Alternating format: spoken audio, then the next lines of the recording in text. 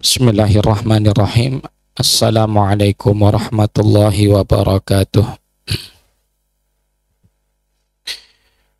Alhamdulillahi ala ihsanih wa syukru lahu ala taufiqihi wa amtinanih.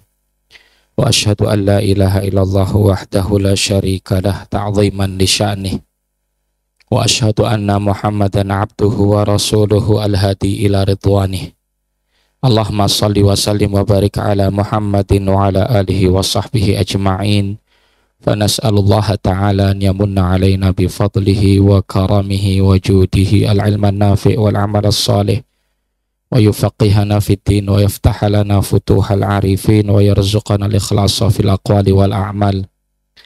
Kama nas'aluhu jalla fi'ula an yaj'ala jam'ana hadha jam'an mubarakan marhuma wa tafarraqana min ba'dihi tafarraqan ma'suma wa la yaj'ala fina wa la minna syaqiyan wa la mahruma. Allahumma amin. Ma'asyiral asatidzah al-kurama thummal aba wal ummahat wat tullab wat talibat, a'azzanallah wa iyyakum. Alhamdulillah, pagi hari ini kita kembali dipertemukan oleh Allah. Kembali Allah kumpulkan, berkumpul di dalam satu ketaatan, satu kebaikan, berkumpul di dalam majelis ilmu yang disifati oleh Rasulullah Sallallahu Alaihi Wasallam raudhatun min riyadhil jannah, salah satu taman daripada taman-taman surga. Semoga nikmat yang besar ini tidak dicabut oleh Allah Subhanahu wa Ta'ala hingga kita nanti menghadap Allah dalam kondisi yang terbaik. Ikhwah sekalian, para asatidzah, para wali, dan juga para santri yang dimuliakan Allah. Pesantren sebagai lembaga pendidikan dan juga tempat diajarkan ilmu pengetahuan, khususnya ilmu syar'i, itu harus dibangun di atas tradisi keilmuan. Harus dibangun di atas tradisi keilmuan. Di antara nilai yang terpenting untuk diwujudkan dalam sebuah tradisi keilmuan adalah nilai taklim dan ta'alum. Nilai belajar mengajar. Satu pesantren, tempat pendidikan yang nilai taklim ta'alumnya itu sudah meredup, maka demikian pula fungsi pesantren ini semakin redup. Nyala obornya semakin kecil. Dan bersamaan dengan itu kebermanfaatannya akan hilang. Satu ciri tanda pesantren itu diberkahi oleh Allah adalah ketika tradisi keilmuan yang tegak di atas nilai taklim dan ta'allum ini masih hidup dan ditegakkan oleh semua pihak, semua yang ada yang terkait di dalam lingkungan pesantren. Tidak terkecuali kita semua. Kita berkumpul di sini, tadi sudah disinggung sama beliau Ustadz Abdurrahim Bashir, dan saya kuatkan lagi adalah untuk menegakkan tradisi positif ini. Maka semoga bertemunya kita di majelis ini, kita niatkan mencari ridha Allah, kita niatkan untuk membangun peradaban yang dicita-citakan oleh Rasulullah Shallallahu Alaihi Wasallam, peradaban yang terbangun di atas keilmuan Islam berdasarkan Al-Quran, berdasarkan Sunnah, dan berdasarkan tradisi salafus soleh. Inilah yang akan kita nanti dapatkan ya di tengah-tengah kita mengkaji dan membaca kitab Ta'limul Muta'allim ini. Di akhir pertemuan kita sebelum liburan, pembahasan sampai kepada akhir bab tentang niat. Ya. Terakhir sampai nasihat Imam Abu Hanifah rahimahullahu taala, "Azimu amaimakum wa wasi'u akmamakum." Ya. Besarkanlah imamah ataupun sorban kalian dan luaskanlah lengan baju kalian. Ini terakhir sampai di paragraf ini. Tersisa satu paragraf untuk menyelesaikan materi tentang bab niat, kemudian kita akan masuk kepada pasal baru. Berkata Al-Imam Burhanuddin Az-Zarnuji rahimahullahu ta'ala wa nafa'anallahu bi'ulumihi wa ulumina fid darain. Wa yanbaghi li talibil ilmi an yuhassila kitabal wasiyati allati katabaha Abu Hanifata li Yunus bin Khalid as-Samti rahmatullahi alaih inda ruju'i ila ahli. Wa yanbaghi li talibil ilmi, dan hendaknya bagi para penuntut ilmu an yuhassila kitabal wasiyah, untuk bisa mendapatkan kitab wasiat. Ya, kitab yang berjudul Al-Wasiyah. Ya, kitabnya berjudul Al-Wasiyah. Milik siapa ini? Allati katabaha Abu Hanifah. Yang ditulis oleh Imam Abu Hanifah. Untuk siapa? Li Yunus ibni Khalid as-Samti. Ya, bagi muridnya Yunus bin Khalid as-Samti rahmatullahi alaih. Ya, ketika beliau ingin pulang kepada keluarganya, yajiduhu man yatlubuhu, ya, indar ruju'i ila ahlihi yajiduhu man yatlubuhu.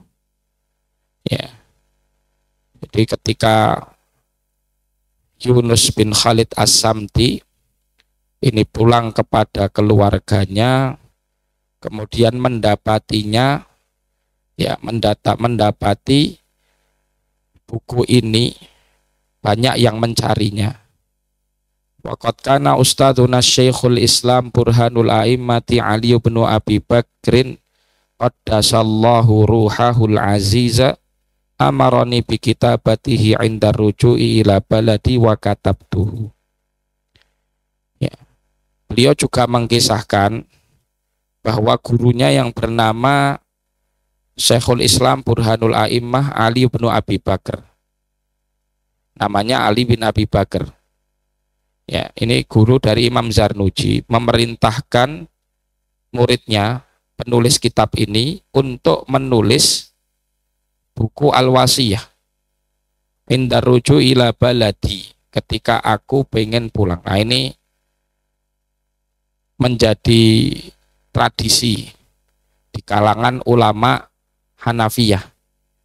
Di dalam ulama Hanafiyah ataupun madhab Hanafi, ya, dicontohkan oleh guru besar mereka Imam Abu Hanifah menuliskan kitab Al-Wasiyat kepada muridnya untuk bekal pulang. Imam Zarnuji juga sama, dapat perintah dari gurunya untuk menulis kitab wasiat untuk bekal pulang kampung. Ya. Nanti kalau santri-santri Salman ini kalau pulang kampung bekalnya apa kira-kira? Ya, nah ini ustadz-ustadz butuh menyiapkan. Apalagi yang lulus terus sudah betul-betul pamit kepada guru-gurunya, di sini kami mau pulang kampung Ustaz. Kampung mau di mana? Di Papua Ustaz. Wah, Masya Allah.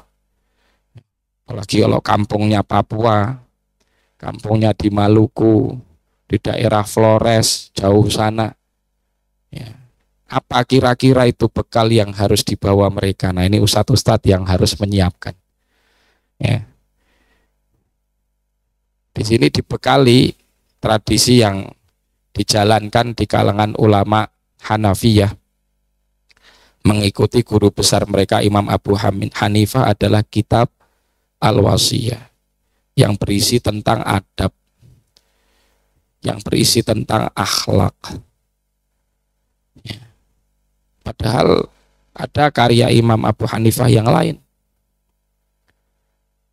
Ada kitab-kitab beliau yang lain, tapi kenapa yang dijadikan bekal itu kitab Al-Wasiyah? Kenapa kok yang dijadikan bekal itu isinya akhlak, isinya adab? Pertama, bahwa seorang muslim apalagi penuntut ilmu dan ulama itu akan dinilai pertama kali kesannya oleh para kaum muslimin, oleh orang awam, oleh umat, itu dilihat pertama kali dari akhlaknya. Zahiran wa batinan. Zahiran wa batinan. Bukan hanya yang zahir saja, yang batin juga. Yang banyak kita bahas ya, akhlak tentang ikhlas, ya, tentang tawadhu, tentang zuhud, tentang qanaah, tentang sabar, tentang sidik, dan seterusnya dan seterusnya. Itu pertama kali orang lihat kok, Masya Allah, lulusan pesantren akhlaknya begini. Ya, kadang nggak begitu penting bagi masyarakat itu, kamu dulu hatam nggak atau Quran, mungkin nggak 30 juz sekali duduk, sanadnya riwayat mana? Kira-kira apa langsung baru pulang langsung ditanyanya begitu? Ya, atau langsung ditanya, Mas, saya pengen ngecek ijazahmu asli apa enggak, Mas? Ya,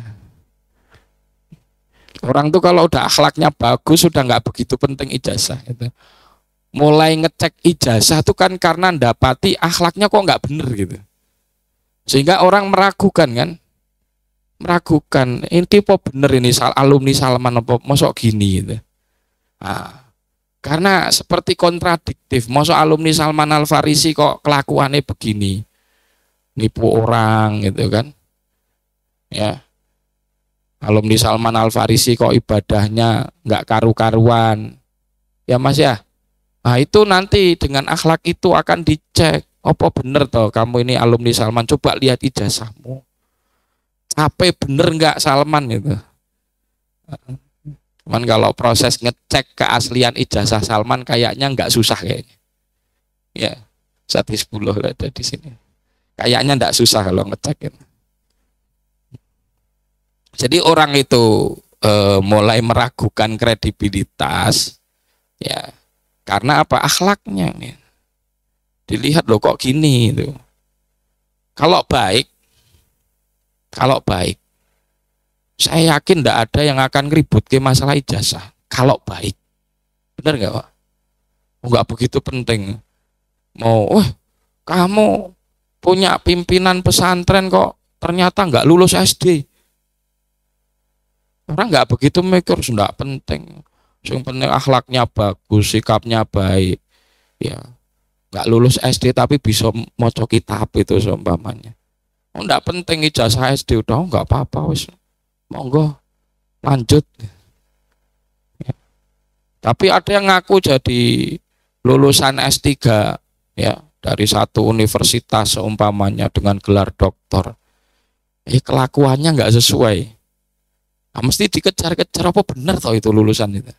Nah, itu pertama alasannya kenapa kok bekal pulangnya itu Kitabul Wasiyah. Yang di situ isinya akhlak ataupun adab. Yang kedua, ilmu teori yang didapatkan di pesantren. Ilmu teori yang didapatkan di pesantren, teori apapun itu bentuknya, itu nggak akan ada nilainya sama sekali kalau tidak dipraktekkan, kalau tidak diamalkan. Nah, di antara ilmu yang mengingatkan setiap penuntut ilmu tentang amal itu bab adab. Karena kalau kita ngaji adab itu udah tidak begitu banyak teori masuk di situ. Dorongannya di situ itu adalah apa? Bagaimana kita mempraktekkan, bagaimana kita mengamalkan. Nah, ini unsur yang penting sekali. Maka pesantren, ya, khususnya pimpinannya, ustadz-ustadznya, itu harus betul-betul menguasai bab adab, bab tazkiyatun nafas untuk diajarkan kepada murid-muridnya. Ya. Jangan sampai kemudian, wah, yang penting Quran, wis nak intine ngaji wis apik. Iya, kita yakin ngaji Quran itu bagus. Ya. Tapi ngaji saja, ngafal saja tidak cukup. Pimpinan pesantren harus punya bekal untuk bagaimana memberi wasiat kepada murid-muridnya, dan tentu wasiat-wasiat itu ditujukan dulu kepada dirinya, diamalkan, dicontohkan. Ya. Dari situlah proses pembentukan karakter terbangun, terbentuk. Ya, tazkiyatun nafas ini penting sekali. Orang kalau membaca kitab adab, kitab tazkiyatun nafas, ya, itu akan selalu diingatkan kepada amal. Intinya di situ. Teorinya sudah banyak, tinggal prakteknya. Ya, sama nih, Imam Ghazali ketika kemudian mengirimi wasiat muridnya yang sudah berguru bertahun-tahun, ini murid senior ini. Kemudian dituliskan pesan di situ, ayyuhal walad. Ya, nasihat kepada murid spesialnya itu, intisari dari ayyuhal walad itu apa? Amal. Dorongan untuk beramal. Jadi sekali lagi, ini kenapa kemudian kok bekalnya itu Kitabul Wasiyah. Ya, bekalnya Kitabul Wasiyah. Padahal ya terkenal Imam Abu Hanifah itu faqih besar. Ya, tapi yang diberikan ya kepada muridnya untuk nanti berkiprah dakwah di tengah keluarganya, di tengah masyarakatnya adalah Kitabul Wasiyah. Nah, ini kemudian dipraktekkan oleh guru dari Imam Zarnuji, membekali muridnya juga dengan kitab yang sama. Wala budda lil mudarrisi wal mufti fi muamalatin nasi minhu. Ini sir yang ketiga. Bahwa orang kalau sudah jadi alim, dia akan bermuamalah kepada masyarakat. Ya. Mudarris, mufti, ustadz, dai, itu akan bermuamalah kepada masyarakat. Apa panduan pedoman bermuamalah? Karena kalau bicara fikih, ya, hukum satu amal itu kadang memiliki sekian opsi. Ya, karena fikih itu selalu dibangun di atas ijtihad dan pasti ada khilafiyah. Ya.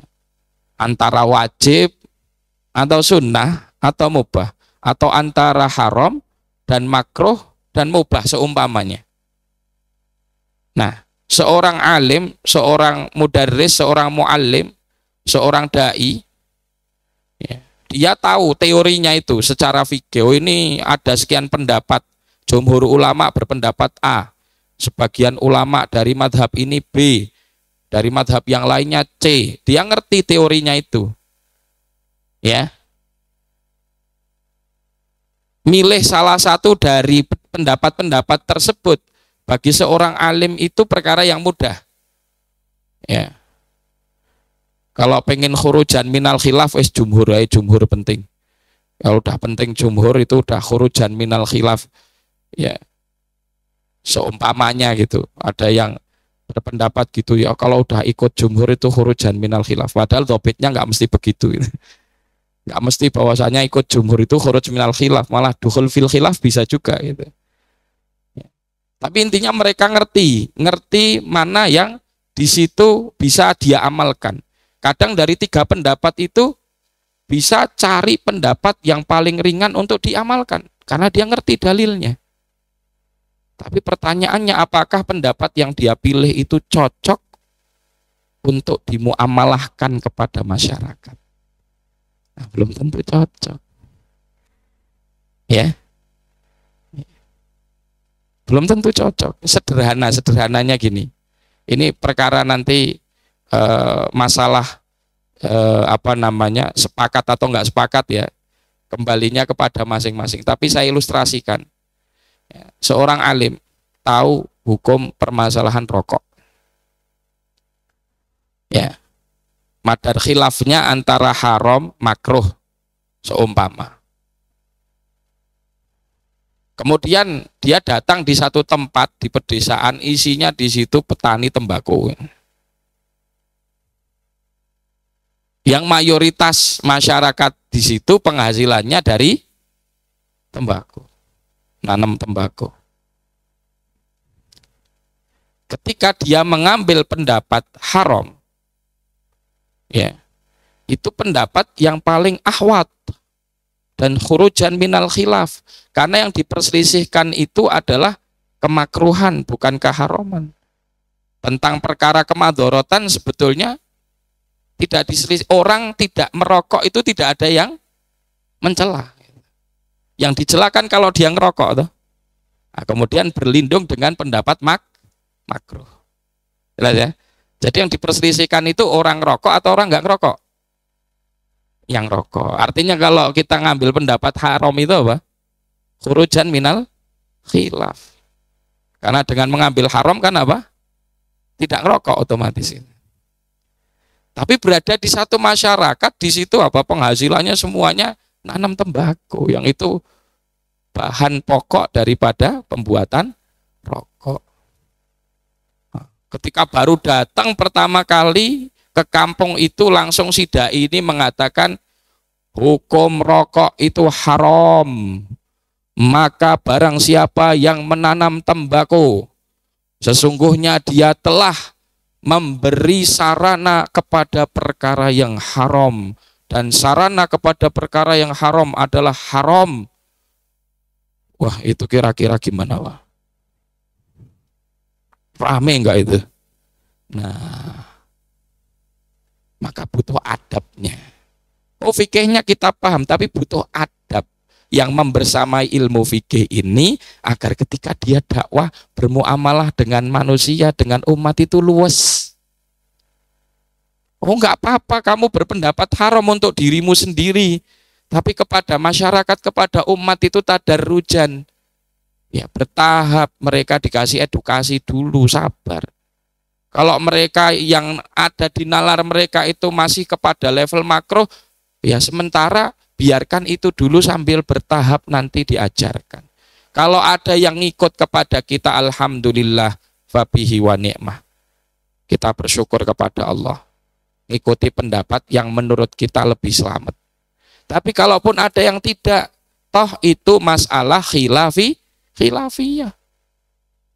Iya. Kadang membangun sikap dari satu dasar tadi itu rentetannya banyak.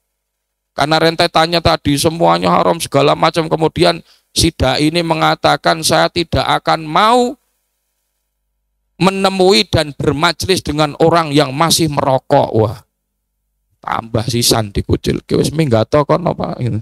Diusir gitu. Karena tidak bijak. Maka inilah penting di sini disebutkan walabud dalil mudarrisi wal mufti fi muamalatin nasi minhu ay min kitabil wasiyah wa minal adab.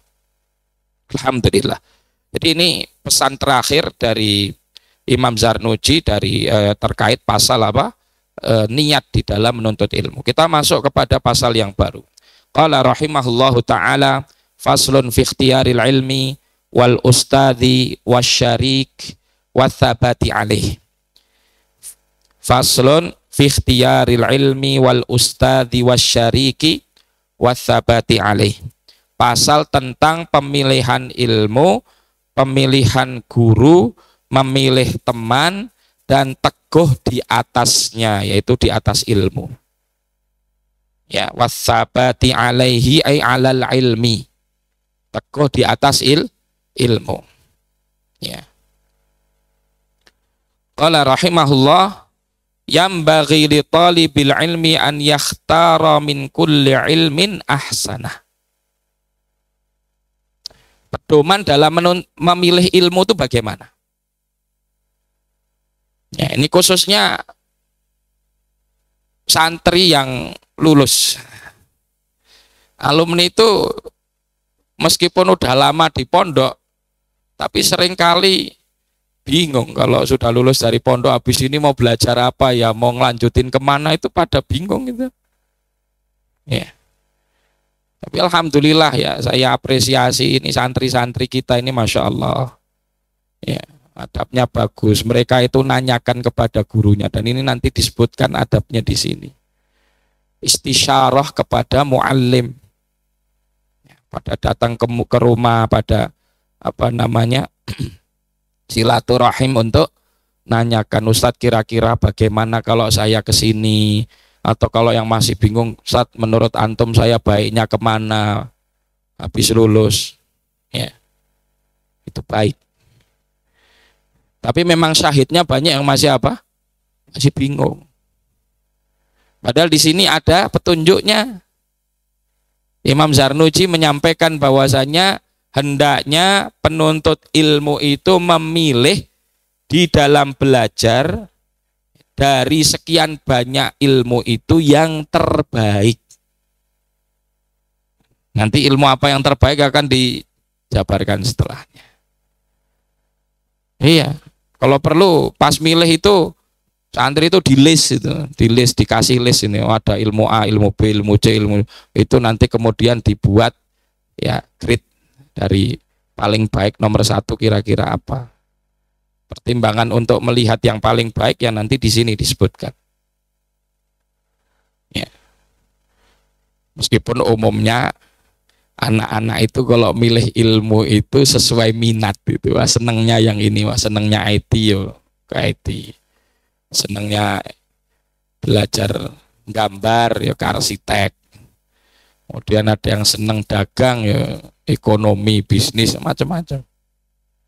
Ya gitu. Ilmu syar'i pun sama, saya pengennya di Quran. Pokoknya fokusnya Quran. Ya. Kemudian ngejar sanad sampai pokoknya Quran. Nah, cuman butuh kami ingatkan itu, seringkali para penuntut ilmu itu menganggap level tertinggi di dalam belajar Quran itu ketika hafalannya mutqin. Kemutkinan hafalan itu tugas, bukan titik akhir. Ya, ada alumni datang ke rumah kemudian ya tanya, habis ini mau kemana gitu, lulus dari pondok. Saya pengen memutkinkan Quran, Ustaz. Kenapa memutkinkan Quran? Wong selama ini kamu di pondok ya wis ngaji, masih kurang urung mutkin di pondok. Iya, tat selama ini saya belum fokus. Terus tak tanya lah, apa habis ini kalau kamu mau ngambil program memutkinkan Quran, apa bisa fokus? Insya Allah, Ustaz. Oh ya, kalau begitu habis mutkin mau ngapain? Bingung. Karena menganggap kemutkinan itu adalah finish. Salah. Kemutkinan dalam ngaji itu tanggung jawab dan tugas bagi para penghafal Quran sepanjang hidup. Ya. Apa fungsinya dia mutkin di usia tertentu, habis itu Qurannya tidak dimurojaah lagi, kemutkinannya hilang enggak? Akan hilang. Jadi itu tugas, itu tanggung jawab itu seumur hidup itu, menjaga kemutkinan hafalan Quran. Itu. Bukan tujuan finish. Maka saya kasih arahan yang lebih tepat. Begini, kamu jadikan finishmu itu kepada sesuatu yang lebih tinggi. Ya, apa contohnya? Dia pengen mutkin Quran. Harusnya dia punya cita-cita, saya pengen jadi muallim Quran terbaik, Ustaz. Ya, pengen jadi muallim Quran yang terbaik. Itu cita-citanya lebih tinggi dari sekedar mutkin. Karena otomatis kalau dia bercita-cita jadi muallim Quran yang baik, ya, yang ideal. Kalau ditanya kenapa kok kamu pengen jadi muallim Quran yang terbaik? Oh iya Ustadz, biar dapat ridhonya Allah, biar bisa jadi manusia terbaik. Karena Rasulullah SAW bersabda, khairukum man ta'allamal Qur'ana wa 'allamah, gitu ya. Sebaik-baik kalian itu yang belajar dan mengajarkan Quran. Nah, ketika cita-citanya itu ke situ, oh kalau begitu, kalau kamu jadi manusia terbaik, emang kenapa saya dapat ridho Allah? Tidaklah ada kebaikan dari satu amal yang disampaikan oleh syariat baik dalam Quran atau hadis kecuali mesti Allah cinta dan ridho. Gitu. Maka bangunan motivasinya lebih tinggi dibanding sekedar mutkinkan Quran. Saya bilang kalau kamu tujuannya cuma mutkinkan Quran, pas kebetulan kamu futur, kamu males, habis itu kamu tinggal. Habis itu udah selesai. Tapi orang yang punya cita-cita lebih tinggi, saya pengen jadi muallim Quran yang terbaik. Di antara bagian ataupun saya nggak nyebut syarat ya. Saya nggak nyebut syarat karena sebetulnya untuk jadi muallimul Quran ya itu tidak disyarati dia harus khatam 30 juz, tidak harus dia mutkin. Kan tergantung tugas taklimnya. Kalau ngajari anak-anak kecil, ya masih di level ngajari huruf hijaiyah, talqin juz amma, kan nggak harus sampai 30 juz mutkin. Tapi bisa jadi muallim Quran. Dan untuk jadi muallim Quran yang terbaik itu bukan hanya syarat modal secara teknis, bukan hanya modal secara teoritis, tapi juga karakter harus masuk. Bagaimana dia ikhlas, bagaimana dia totalitas, dia sabar. Nah, salah satu kalau pengen jadi yang terbaik, salah satunya mutkin Quran. Ya, punya sanad. Itu bagiannya. Gitu.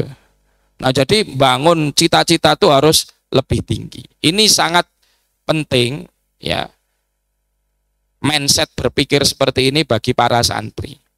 Khususnya ketika mau memilih pendalaman kepada ilmu apa yang nanti dia lanjutkan setelah lulus dari pesantren.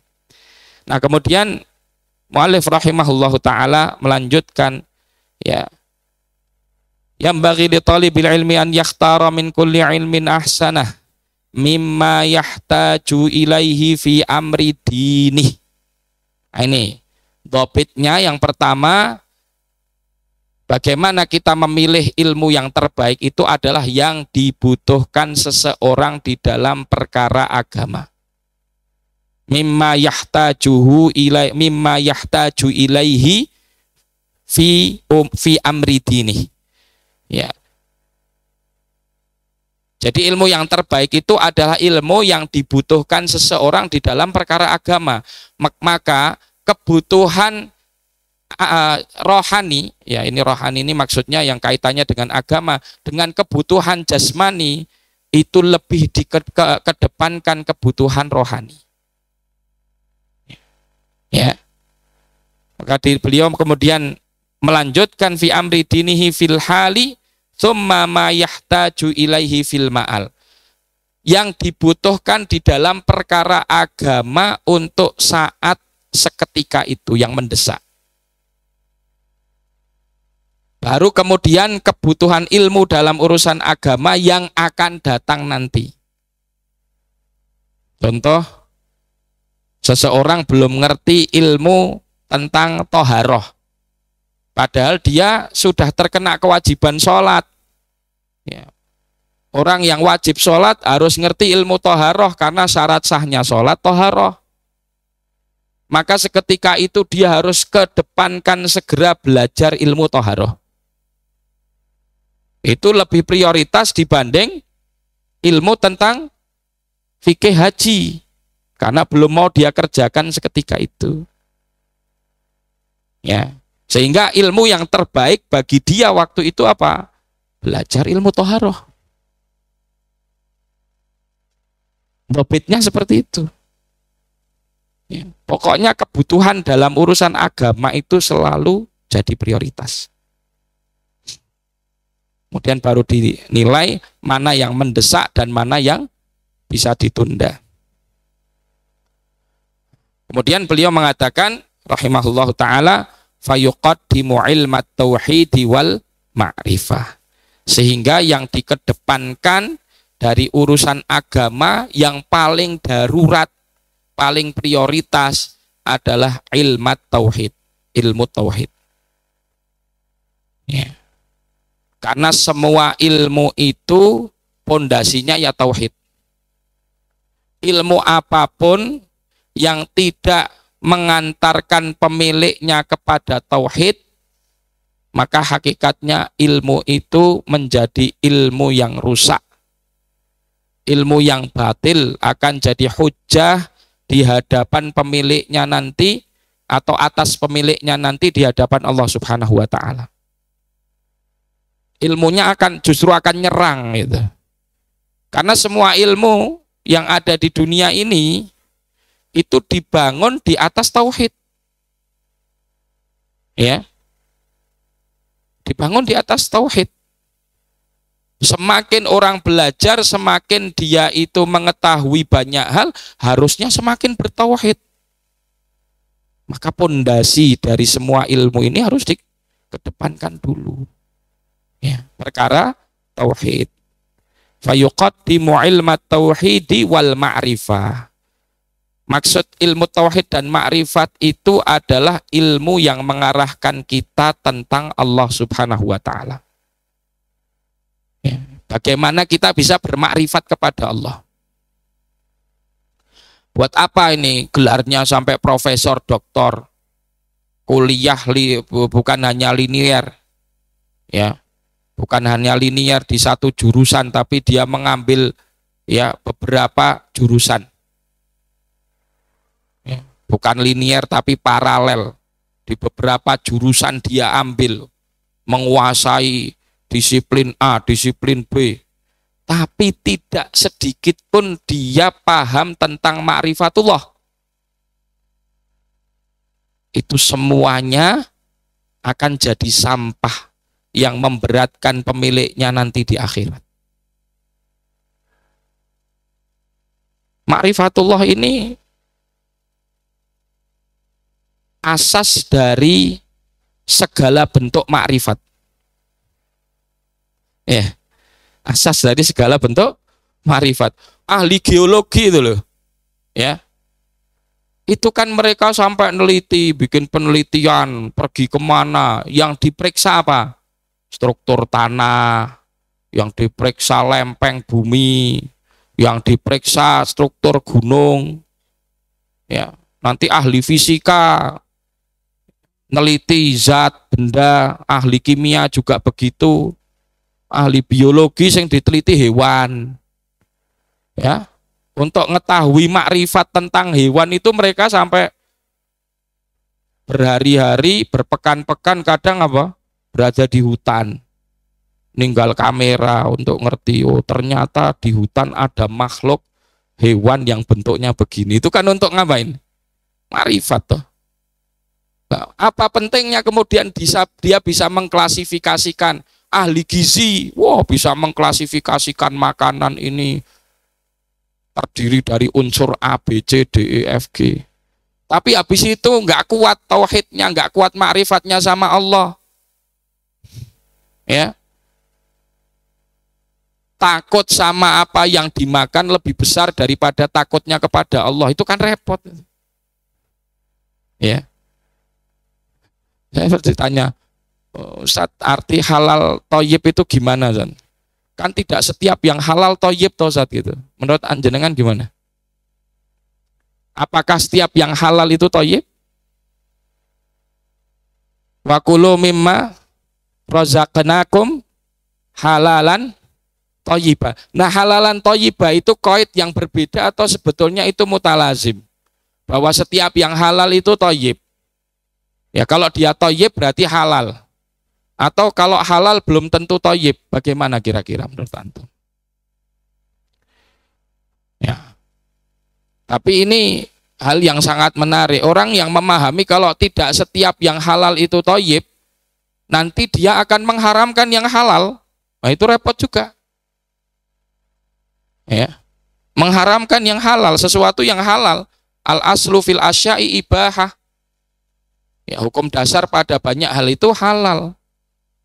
Kalau dia milih untuk dirinya sendiri nggak apa-apa, tapi maksakan orang lain itu yang repot. Kemudian, kamu jangan makan ini. Loh, kenapa? Wong saya ini halal kok. Hukumnya apa? Makan makanan dengan ada zat itu halal. Ya sudah, nih halal boleh dimakan toh berarti. Jadi ini juga perkara yang butuh kita tegakkan. Makrifat terhadap apapun itu tidak ada manfaatnya kalau tidak mengantarkan kita kepada ma'rifatullah. Bahkan anak-anak kita itu ngaji kitab, anak-anak kita itu ngaji Quran, ngaji hadis, kalau tidak mengantarkan mereka kepada ma'rifatullah nggak ada faedahnya. Oh, malah tanggung jawabnya lebih berat. Santri semua yang dirahmati Allah, kalau kalian ngaji Quran, kalian ngaji hadis, kalian ngaji fikih, tidak membawa kalian kepada ma'rifatullah, tanggung jawab kalian tambah besar. Dalilnya apa? Dalilnya firman Allah, innama yakhsyallaha min ibadihil ulama. Orang itu kalau sampai kepada level ma'rifat yang beneran, pasti sampai kepada khosyah. Dan itu yang sama Allah Subhanahu wa ta'ala disematkan khusus hanya pada ulama. Innama yakhsyallaha min ibadil ulama. Hanyalah mereka para ulama yang takut kepada Allah Subhanahu wa ta'ala. Hanyalah mereka para ulama. Atau bahasa lebih pasnya, hasrnya, innama yakhsyallah, hanyalah mereka yang takut kepada Allah itu para ulama. Maksudnya begini, orang disebut dia itu benar-benar alim kalau dia takut sama Allah. Hasrnya ada di sifatnya itu. Khosyahnya itu. Ya. Kalau dia ngaku alim tapi nggak takut sama Allah, berarti bukan alim. Berarti dia tidak sampai kepada ma'rifatullah yang benar. Nah, ini yang harus dipahami anak-anak semua ini, khususnya nih santri. Ngajinya kalian tuh harus ngarah kepada itu. Ya. Mengarah kepada ma'rifatullah yang nanti arahnya lagi kepada khosyah. Khosyah itu bedanya sama khauf adalah bahwa khosyah itu rasa takut yang disertai dengan pengetahuan dan ilmu. Sedangkan khauf itu rasa takut secara umum. Dan dua-duanya diperintahkan di dalam Al-Quran. Wala takhafuhum wa khafuni, wala takhshawhum wa khshawni. Dua-duanya diperintahkan di dalam Al-Quran. Barakallahu fikum.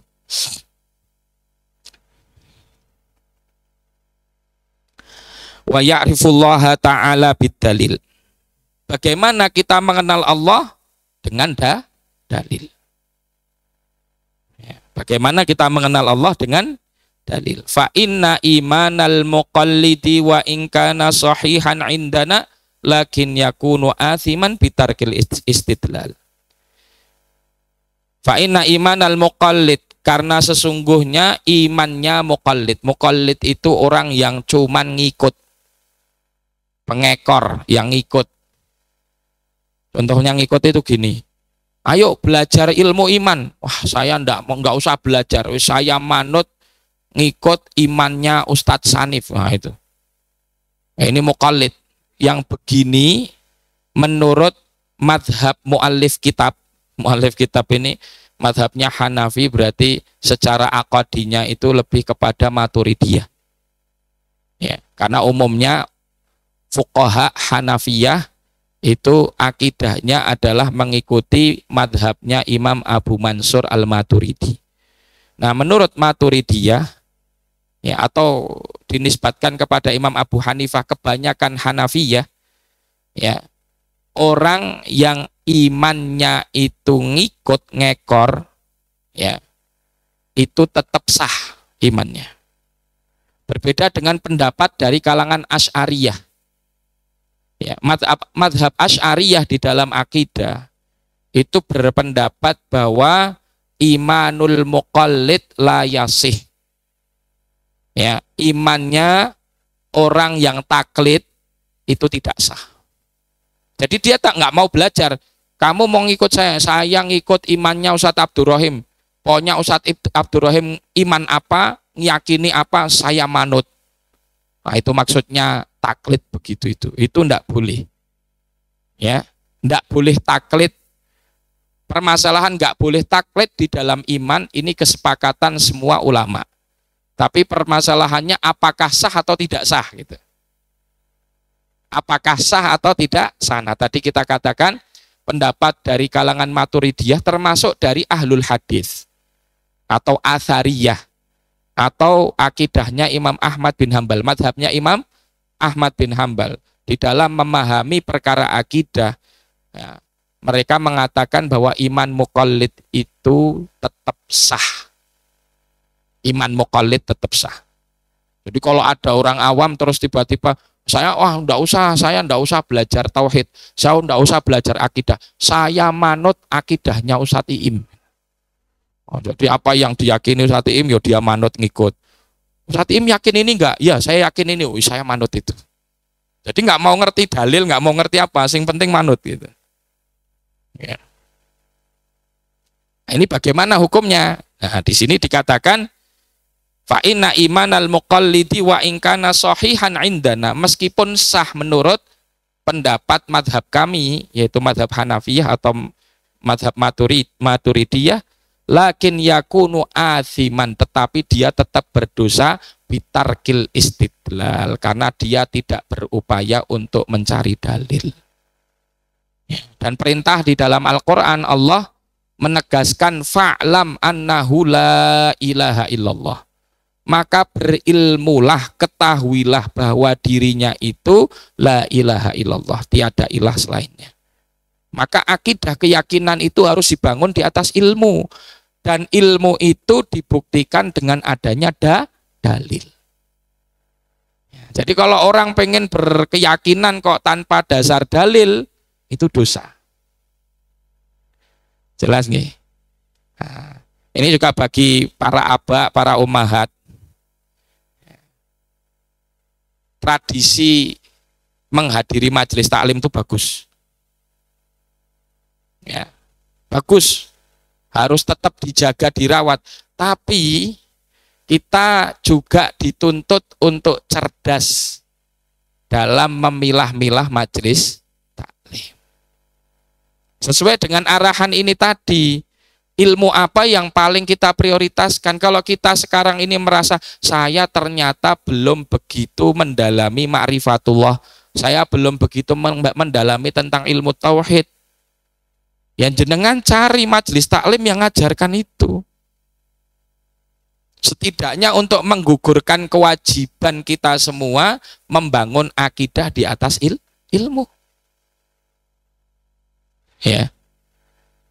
Coba kira-kira prosentase tertinggi dari majelis taklim yang jenengan hadiri materinya apa? Fikih paling banyak, Pak. Mungkin yang lain ada? Atau cuma isinya nasihat? Atau isinya malah humor? Ayo. Paling tinggi mana itu? Nah, mulai dipilah-pilah. Kalau wah Ustadz enggak ada Ustadz di lingkungan saya. Majelis taklimnya terbatas, adatnya pun materinya begini-begini. Berarti kita harus lebih sungguh-sungguh lagi. Ya, bagaimana caranya? Ya datangi tempat-tempat sumber ilmu. Ya. Coba jenengan ke sini, awalnya kan ini sebenarnya ngadiri undangan sebagai wali toh. Nggih, bener nggak? Kira-kira kalau sudah ngerasa nggak jadi wali apa masih mau hadir ke sini? Masih mau hadir apa mboten? Ayo ini. Kira-kira gimana? Wah, anakku wis lulus kok gitu. Terus masih mau hadir mboten, Pak? Tadi disampaikan sama Satim kan bab keukhuwahan Ustaz nggih. Sampai kapanpun sebetulnya anak pernah mondok di sini mau sebulan, 2 bulan, 3 bulan. Ya. Ada wali kemarin yang japri saya, Ustadz mohon izin tetap nyimak ya meskipun anak saya sudah nggak di Mak Salman lah. Mosok yo kita larang mau nyimak itu. Ini majelis taklim, Pak. Di sini itu sebetulnya majelis taklim. Perkara kita undang sebagai prioritas jenengan sebagai wali santri, tapi ini majelis ilmu. Siapapun yang butuh ke sini boleh hadir di sini. Ya. Bahkan tadi ketika kita sudah nanti ke depan semakin semarak tradisi taklim dan ta'alum ini, bisa jadi yang hadir ke sini bukan hanya jenengan wali, tapi masyarakat sekitar. Ahad pagi jam segini berbondong-bondong ke sini majelis. Ya. Mungkin yang ngisi sudah bukan saya, mungkin gitu kan, nggak ngerti. Entah ini nanti terrealisasi udah 20 tahun lagi, 30 tahun lagi, tapi kita punya cita-cita, tradisi keilmuan itu hidup. Ya dulu kan begitu toh. Kanjeng Nabi itu ketika ngajari para sahabat, yang hadir itu apa cuman santri-santrinya toh? Kan semua para sahabat hadir di situ. Menghadiri majelis ilmu, di antara mereka ada yang petani, di antara mereka ada yang pedagang, di antara mereka ada yang ya buruh, macam-macam, semuanya hadir di situ. Ada yang bisnismen, ada yang diplomat, ada yang pemuka kabilah, datang semuanya duduk. Bapak, anaknya, ya, ibunya sekaligus hadir di majelis taklim. Ini tradisi taklim dan ta'alum. Nah itu sayangnya itu loh tadi, karena tidak ngerti prioritas ilmu apa yang mau dikejar, kadang nyerah saja sama keadaan, padahal ada beberapa item keilmuan wajib yang belum kita selesaikan. Salah satunya ma'rifatullah. Problematika di kehidupan masyarakat, apapun itu bentuknya. Akar masalahnya karena mereka tidak memahami tentang ma'rifatullah ini. Apapun problematika di masyarakat, terutama hal-hal yang nanti mengarah kepada kejahatan. Kalau mereka mengenal betul Allah Subhanahu wa Ta'ala, wah, orang mau maksiat takut, apalagi ndolimi orang lain. Kan gitu. Bagaimana coba Allah gambarkan, mensifati dirinya, wa ma qadarullaha haqqa qadri. Dan mereka itu tidak mendudukkan Allah, ya, tidak memuliakan Allah dengan kemuliaan yang sebenarnya, dengan kedudukan yang semestinya. Kemudian Allah mensifati dirinya, wal ardu jami'an qabdatuhu yaumal qiyamati was samawati matwiyatum biyaminih subhanahu wa ta'ala amma yusyrikun. Ya. Padahal seluruh bumi ini nanti berada di genggaman Allah. Was-samawatu matwiyatum biyaminih, begitu juga langit. Ya. Di hari akhir nanti semuanya itu berada di genggaman Allah. Saking kecilnya langit dan bumi, nggak ada apa-apanya. Tapi karena kita itu tidak melihat Allah seagung itu, sehingga kita tidak mendudukkan Allah dengan kedudukan yang semestinya. Orang bisa bermaksiat dalam kondisi sepi, ketika nggak ada satupun yang melihat. Bermaksiat kepada Allah, kenapa? Karena kemudian ketika dia itu berkhalwat, kehormatan Allah Subhanahu wa Ta'ala jatuh di hadapannya. Dia ngerasa tidak diawasi. Kan begitu. Maka coba orang itu betul-betul ma'rifat kepada Allah dengan ma'rifat yang sebenarnya. Kira-kira apa? Berani korupsi? Apa berani menerima suap? Apa berani ngoplos bensin? Berani enggak kira-kira? Kalau betul-betul makrifat Allah dengan makrifat yang sebenarnya. Seorang suami apa berani zalim kepada istrinya? Seorang istri apa berani zalim kepada suaminya? Begitu juga hubungan guru murid, hubungan sesama tetangga, sesama kaum muslimin masyarakat. Akar permasalahan dari problematika yang ada semua ini karena mereka tidak mendalami ma'rifatullah dengan semestinya. Nah, ini ilmu yang sangat penting. Ya. Maka Masya Allah kita hadir di majelis ini kita bisa belajar tentang ma'rifatullah. Meskipun singgungannya masih sedikit. Kalau pengen fokus ya nanti kita belajar bab tauhid. Kita belajar bab akidah. Kita ngaji ayat-ayat yang di situ kita bisa makrifat kepada Allah dengan sebaik-baiknya. Ya, di sini disebutkan ya, wa ya'rifullaha ta'ala bid-dalil fa inna imanal muqallidi wa in kana sahihan indana lakin yakunu athiman bitarkil istidlal. Ya, satu paragraf lagi, wa yakhtarul atiqadunal muhdatsat. Kemudian ilmu apa yang diprioritaskan? Nah, memprioritaskan ilmu yang pakem. Atik itu pakem yang sudah kuno. Ya, kenapa ilmu itu jadi pakem? Karena kekunoannya, kesalafannya. Karena sudah dari dulu generasi awal Islam itu pegangannya sama itu. Dunal muhdatsat, dan sebisa mungkin mengakhirkan ilmu-ilmu yang baru. Ya, ilmu-ilmu yang baru, yang kontemporer. Meskipun orang sukanya yang viral-viral. Sukanya yang kontemporer. Ya. Coba sekarang tren kajian yo tematik. Ya, saya tidak nyalahkan wasilah. Semua wasilah untuk menyampaikan kebenaran itu insya Allah baik. Tapi masyarakat sekarang saking lemahnya mereka, ya, atau lemahnya kita semua untuk bisa meresapi nilai-nilai Islam itu butuh wasilah yang lebih. Wah, harus berada di gedung seperti bioskop itu. Lampunya dimatikan, di belakangnya ada videotron gede. Itu enggak salah, dakwah begitu enggak salah karena itu wasilah. Tapi yang saya kritisi itu justru karakteristik masyarakat modern sekarang.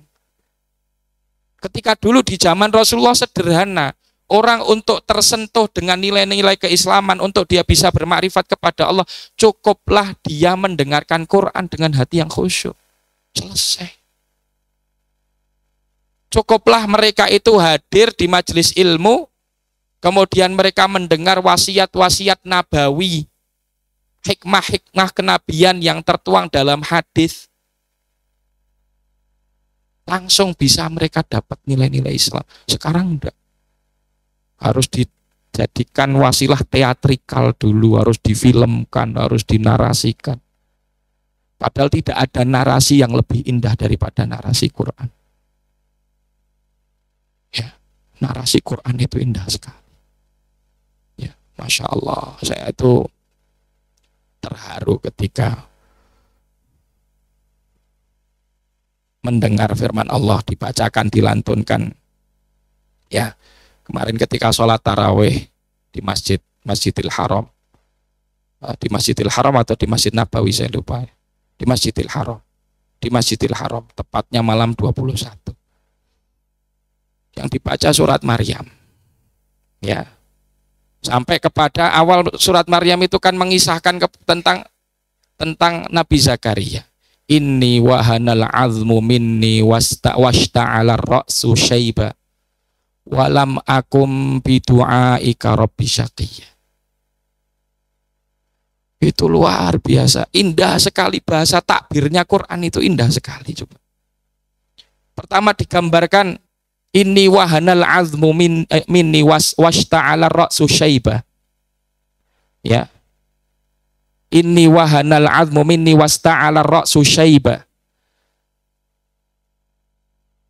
Itu kan penggambaran tentang orang yang sudah sepuh, bahkan tulang-tulangnya itu sudah mulai rapuh karena semakin tua. Ya. Wasta'ala ra'syu saiba, semakin bersinar bercahaya kepala karena banyak uban. Walam akun bidu'aika rabbi syaqiyya. Indah sekali, tapi aku enggak pernah ya Allah merasa sengsara, merasa sedih dengan berdoa kepadamu. Itu ketika sampai itu luar biasa. Kita ini baru doa sekali, 2 kali, sehari 2 hari, belum diijabahi sama Allah, kita udah putus asa. Coba gambarkan, dibayangkan itu ketika kita melihat bagaimana narasi Al-Quran itu paling indah. Gitu. Nabi Zakaria sudah sampai sepuh, beliau tidak pernah ngerasa sedih dengan doa. Karena sebetulnya intisari kebahagiaan orang berdoa itu adalah ketika dia menghamba kepada Allah. Bukan pada ijabahnya doa itu. Coba, apa yang jadi alasan Nabi Zakaria untuk meminta anak dan akhirnya diijabahi? Wa inni khiftul mawaliya mi warai. Saya cuma takut tidak ada penerusku. Risalah dakwah yang ini adalah agamamu, syariatmu ya Allah. Jadi saya doa ini bukan untuk kebutuhanku ya Allah. Ya. Ini kembalinya kepada apa yang jadi tugasku sebagai seorang nabi. Adalah diteruskannya risalah. Itu indah sekali. Wah, nanti kalau kita tadabbur kepada banyak ayat di dalam Al-Quran. Tapi sekali lagi, kenapa? Apa yang menjadikan diri kita tidak bisa mengambil faedah-faedah indah dari setiap ayat-ayat Al-Quran? Masalahnya di apa coba? Fa innaha la ta'mal absar walakin ta'mal qulubul lati fis sudur.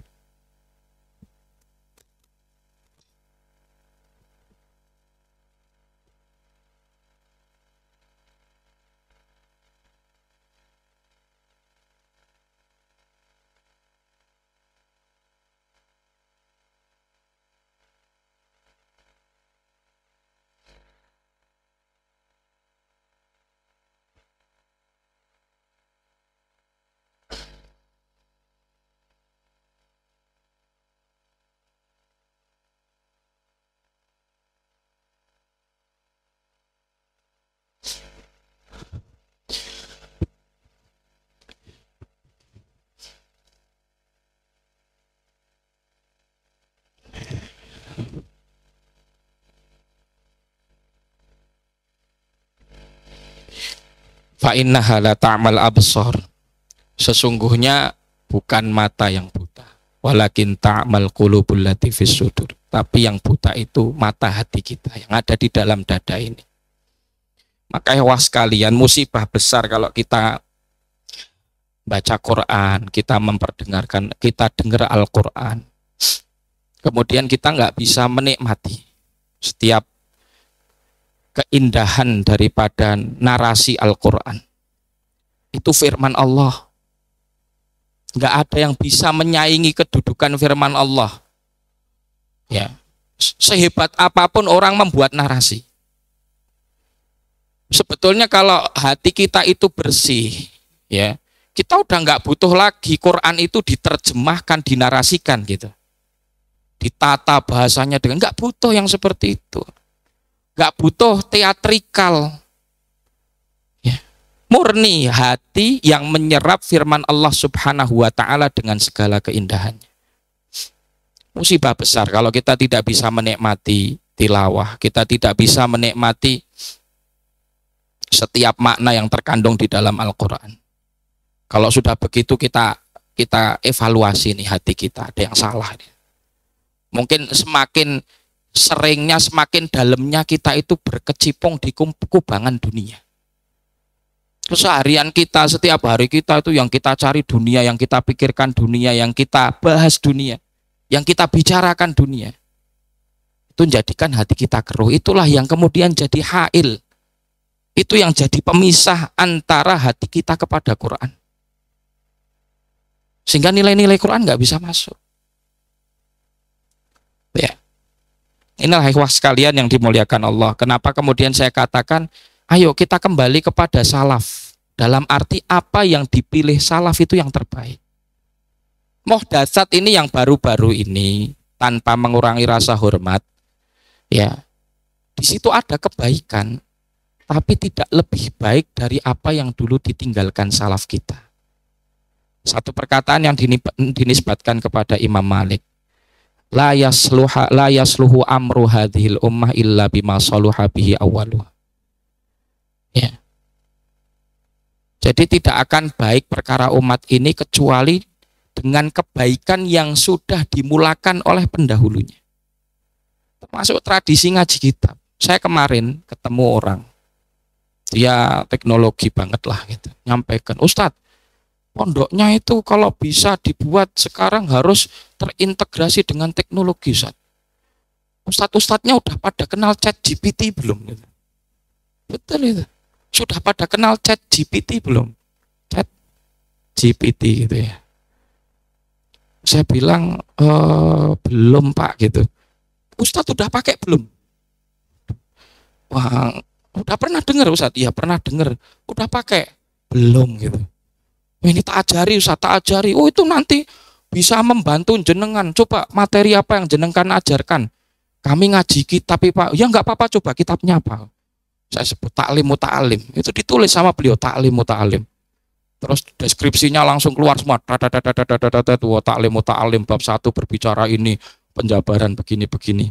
Saya tak diperlihatkan tuh HP-nya ke saya begini Pak Ustaz. Oh okay, Masya Allah. Oh ini nanti bisa dikembangkan Ustaz.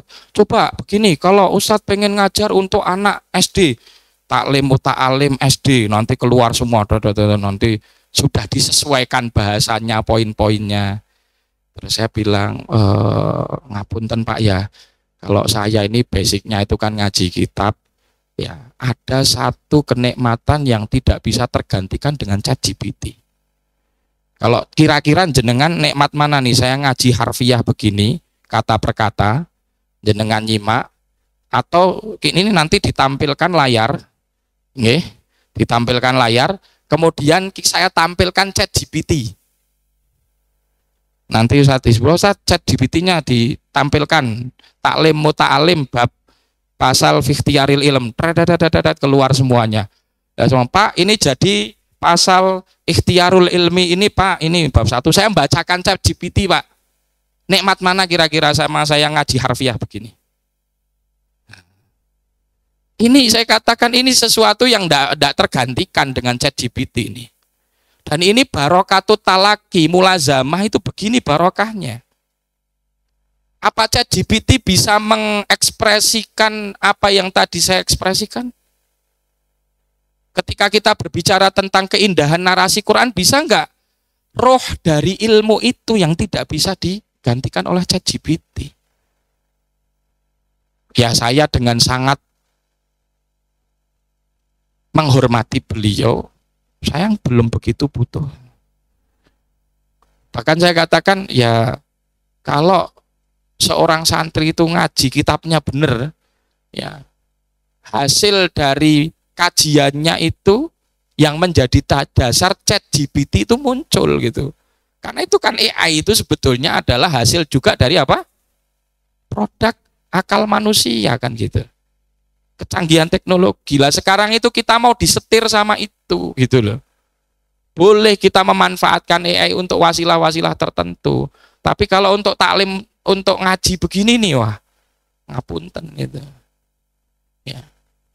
Sekarang dengan sangat simpel, sekarang ilmu bisa dicari di mana-mana, bahkan ke depan itu pondok ya ngaji apa pondok pesantren itu sudah tidak butuh asrama nanti. Karena sekarang bisa jarak jauh pun bisa tatap muka. Rasanya sama enggak? Jenengan yang hadir di sini sama jenengan nyimak lewat HP live streaming, kira-kira sama enggak? Maka ini nikmat jenengan yang hadir di sini, barokahnya nggih. Barakallahu fikum. Tanpa mengurangi rasa hormat bagi para wali yang jauh enggak bisa hadir, kemudian nyimak dengan streaming, tetap dapat barokahnya. Tapi rasanya beda. Monggo diagendakan. Ya, siapa tahu saking pengen ngerasakan nikmatnya majelis gimana bulan depan ini rame nih. Wali datang semua. Kalau pengen gitu syaratnya ada sanksi biasanya Ustaz Hizbullah ya. Sanksi kalau walinya nggak datang, santrinya nggak liburan itu mesti nanti walinya datang semua itu. Masya Allah, Masya Allah. Mboten. Wali santri Ma'at Salman ini wali santri yang mencintai ilmu. Kemudian qalu alaikum bil atiq wa iyyakum wal muhdatsat wa iyyaka an tashtagila bi hadzal jadalil ladzi dhahara ba'da inqiradil akabiri minal ulama. Ini pesan dari para ulama, alaikum bil atiq, hendaknya kalian berpegang kepada yang atik tadi, yang pakem, yang dia itu ilmu yang lebih kuno, lebih salaf, lebih klasik, dan hindari yang muhdatsat, yang baru-baru, ya, terutama di proses awal menuntut ilmu. Dan hendaknya dihindari pada diri kalian itu menyibukkan terhadap perkara atau di dalam perkara jadal. Jadal itu apa? Debat kusir. Alladzi dhahara ba'da inqiradil akabiri minal ulama. Yang mulai nampak ketika para ulama-ulama kibar, ulama-ulama sepuh, ulama-ulama besar itu sudah mulai berguguran. Ilmunya mereka sudah mulai redup, kemudian muncul ulama-ulama baru. Ulama-ulama baru ini dalam artian bisa jadi belum ulama, tapi sudah diulamakan oleh orang. Ya. Kemudian tradisi yang muncul kemudian lebih senang mencari sisi debatnya, lebih senang untuk cari sisi pengetahuannya. Makanya bahwa yang menarik dari Islam itu bahwa Islam logik. Saya nggak masalah Islam itu dipahami dari sisi logika, dan memang semua hukum di dalam Islam itu sudah Allah tetapkan dan akan selalu seiring sejalan dengan logika manusia, gak akan pernah kontradiktif. Wa tammat kalimatu rabbika sidqan wa adla, ya, gak akan pernah kontradiktif. Tapi yang jadi masalah ketika pengetahuan ini hanya didiskusikan atau didebatkan, dipodcastkan, didiskusikan, didebatkan tanpa diamalkan, itu yang masalah. Maka tradisi modern sekarang podcast itu bagus untuk mengedukasi masyarakat, bagus, kita sepakat. Tapi harus penting, podcast itu biasanya tidak istilahnya tidak banyak menginspirasi orang kepada sisi ruhiyah. Sisi logikal bagus karena di situ ada diskusi, ada penalaran gitu ya. Bagaimana caranya bisa dapat sisi ruhiyah? Mujalasatul ulama wassolihin. Harus duduk hadir di majelis taklim. Maka orang mencukupkan belajar hanya dengan dengerin podcast itu kurang. Gak cukup. Harus ada talaki sama guru. Repotnya lagi yang ngomong di podcast di situ ya bukan yang berkompeten. Repot lagi. Banyak salah dari apa obrolan yang disampaikan kita anggap benar semua. Nah, ini hal-hal yang di sini disinggung sebagai muhdatsat ini di zaman kita. Ya, kemudian muncul adanya jadal. Coba ketika ada podcast mesti di bawahnya apa? Podcast yang rame ditonton mesti bawahnya komentarnya rame enggak? Rame tidak? Terus isinya pro kontra atau tidak? Terus debat jadi segala hal sekarang diperdebatkan. Wal'iyadzubillah. Fa innahu yub'itu thaliba 'anil fiqh. Jadi menyibukkan diri kepada debat kusir itu akan menghalangi fikih, akan menghalangi kefahaman. Karena kefahaman itu butuh ketenangan, butuh ta'anni, butuh pendalaman. Ya, dan juga taufik dari Allah Subhanahu wa taala. Wa yudayyi'al umra wa yudhi'ul umra, dan kemudian menyia-nyiakan umur. Wa yurithul wahsyata wal adawah, ini kemudian mewariskan tradisi permusuhan. Semakin sering orang itu senang debat, dikit-dikit debat, apapun ada didiskusikan di debat, di medsos, di luar medsos. Karakter yang tumbuh pada dirinya apa? Karakter permusuhan. Ya, karakter permusuhan. Dan karakter yang seperti ini tidak baik. Ya. Ketika dia terbiasa debat, saya punya dulu teman seangkatan ketika menuntut ilmu di Yaman itu. Ya. Setiap ada syekh nanti di akhir pertama kali yang tanya dia. Ya mungkin innama syifa'ul isu'al ya, menerapkan hadis ini mungkin bagus. Sesungguhnya obat dari kebodohan itu bertanya. Tapi problemnya setelah dijawab sama saya habis itu ini orang debat. Kadang waktu untuk dia untuk yang lain bertanya itu habis gara-gara dia debat. Kan jengkelin. Ternyata karakter ini kemudian dibawa. Dia tidak rampung di satu tempat menuntut ilmu, pindah lagi, di mana-mana dia pindah selalu terkenal dia tukang debat. Yang didebat bukan hanya temannya, masyayikhnya. Dan akhirnya sama ketika sudah terjun di masyarakat, yo isinya debati orang. Nah itu karena kemudian karakternya yang muncul ada, bukan hanya debati orang, lebih dari itu musuhan, buka konfrontasi sama semua orang. Karena kalau sudah senang debat, semua orang yang tidak sepakat sama dia akan dia musuhi. Benar apa tidak? Nah inilah yang disebutkan fa innahu yurithul wahsyata wal adawah. Jadi liar, jadi apa? Buas, kemudian juga suka bermusuhan.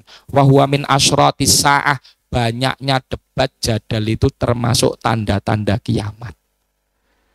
Maka kalau jenengan sekarang lihat itu di medsos sudah banyak debat, ya memang sudah dekat kiamat itu. Iya. Nah itu. Wartifa'il ilmi wal fikhi, menandakan ilmu sama kefakihan itu sudah semakin diangkat.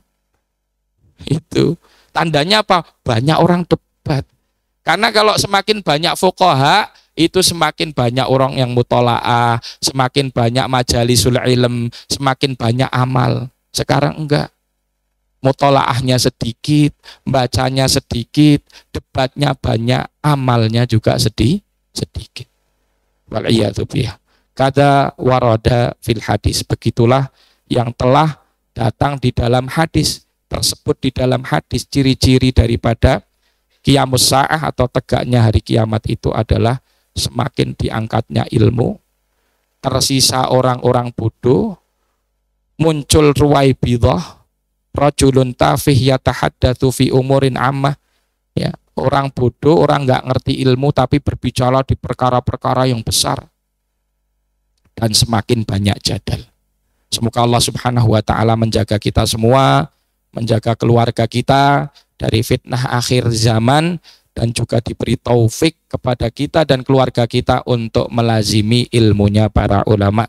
Demikian, mohon maaf atas segala kekurangan dari penyampaian kami. Semoga Allah ridha.